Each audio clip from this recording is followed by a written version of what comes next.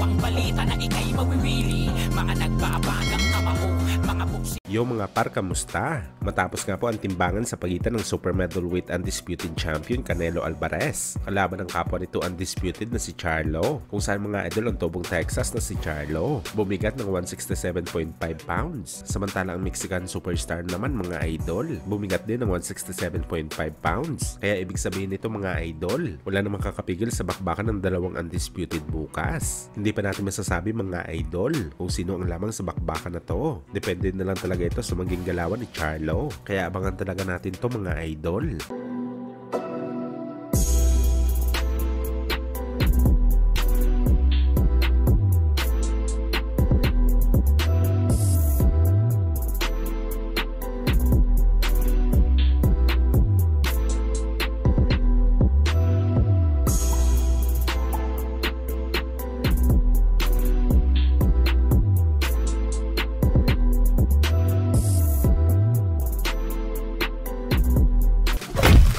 Sa kabilang banda naman mga idol, ang isa sa mga pambato natin sa super middleweight na si Yumar Felix Marshall panalo sa latest na laban nito sa Asian Games, kung saan mga idol nanalo si Marshall via decision. Maganda ang pinakita ni Marshall na galawan dito mga idol. Hindi niya hinayaan makaporma ng suntok ang kalaban sa ibabaw ng boxing ring. Nalog niya rin ang Vietnamese mga idol sa round 3, kung saan tinawagan nito na standing 8 counts. Bali knockdown nito mga idol pagdating sa pro boxing. Kaya walang duda mga idol na kumbinsi ni Marshall ang 5 judges na siya ang nanalo sa laban na to.